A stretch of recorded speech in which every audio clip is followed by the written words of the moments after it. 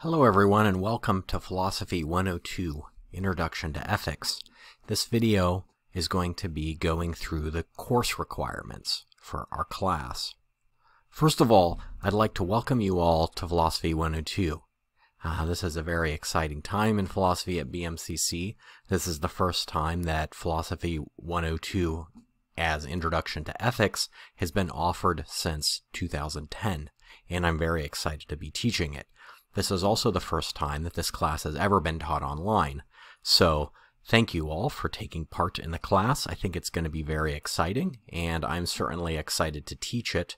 I also wanted to point out that I noticed that I have a lot of returning students from my 101 class, and I wanted to thank you all for taking another one of my classes. It means a lot to me, and I really appreciate it. Okay, the description of this course is that this course is a general introduction to ethical theory and practice, covering normative ethics, metaethics, and applied ethics. There are 4 outcomes for this course. First, at the end of this course, you'll be able to comprehend philosophical writings dealing with morality in order to paraphrase, illustrate, explain, critique, challenge, and/or write philosophically coherent arguments concerning these writings.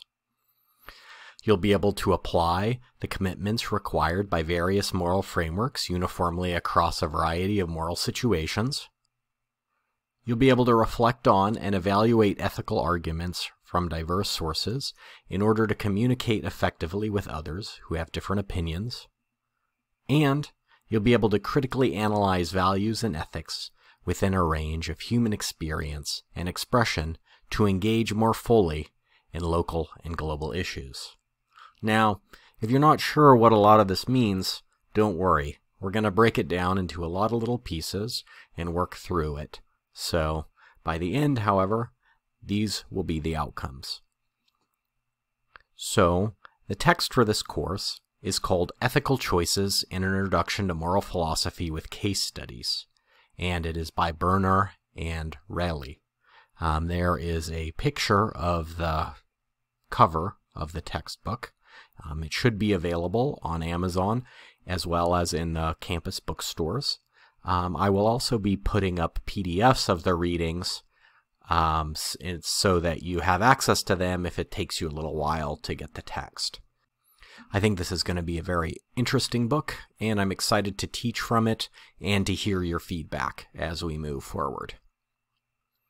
Okay, my instructor communication policy is that I try to make myself as available, especially through email or Canvas message, as possible. Generally speaking, I will return a message within 24 hours. Sometimes there's exceptions. For example, if you happen to send me a message later in the afternoon on Friday, I might not check in on it until Sunday or something like that, but generally speaking, I check into Canvas a couple of times a day, and I respond to messages promptly. I also wanted to point out that in the case where it would be valuable to you, I'm also happy to meet with you in person. I live in Pendleton and am happy to meet with people up at the BMCC campus. I also teach on the Hermiston campus and cruise around to all of the different centers, so we can presumably find a time to meet if it's helpful for you to meet in person. I'm also always available through Zoom if you would like to meet with me that way. Just please reach out to me and let me know. The requirements for this course. There are 5 graded elements. So the weekly coursework, which you'll quickly discover, it has quite a few pieces each week, is worth 30% or 3% a week. Now, this is going to be where a lot of the work in this class is involved, and the best strategy that I can suggest here is to just try to do your best to keep up with the weekly coursework. How I'm doing it in this class is there's going to be an assignment for each section of each chapter. So these assignments are intended to be fairly short. So if your preference is to sit down and work through all of the material in a 2 or 3 or 4 hour chunk, you can certainly do that. Or if your preference is to break it down and work through it in smaller pieces, you'll also be able to do that. So I wanted to design a course that allows students that work both ways to try to be successful.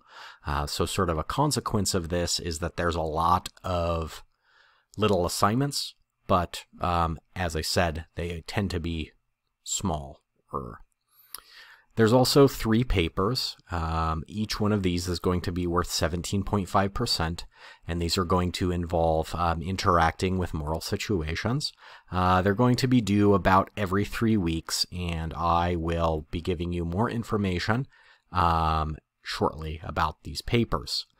There's also going to be a final exam. This is also worth 17.5%, and this is going to cover a material from the entire class. Now, something about my exams is that I don't like to surprise people, so it will be pretty clear what's going to be on the exam, and if you've been doing the work throughout the class, it should be fairly straightforward. So those are the graded requirements for this class. Again, the weekly coursework, which is worth 30%, the first, second, and third paper, each worth 17.5%, and then the final exam, which is also worth 17.5%. So I'm going to give a quick overview of what the weekly coursework involves. As I mentioned earlier, there's the weekly assignments. There is usually somewhere between 4 and 7 of these, one for each section of the chapter. They're designed to be fairly short to work through. There's also going to be 1 weekly text discussion board, and this will require 1 discussion board post and 2 weekly replies. There's also going to be a weekly video audio discussion board post and 1 weekly reply here.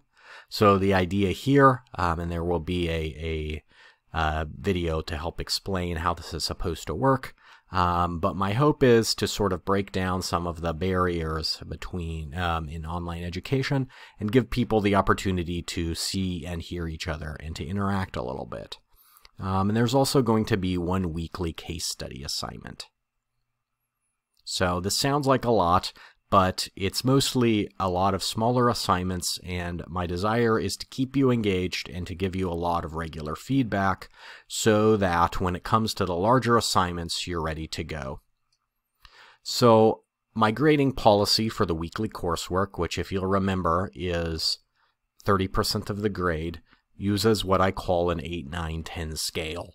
So what this means is that as long as you give the weekly assignments an honest attempt, the lowest possible grade that you can get is an 8, and I'll also either give you a 9 or a 10 depending on the quality of the work, and I will give feedback to help you be able to move from whatever your grade is towards a 10. So I'll be giving a lot of feedback on all of the assignments, but the point of the 8, 9, 10 scale is for you to not have to worry and agonize over the weekly work. Just know that the point is to work through it, try to do your best, and if you do that, you will do okay on it.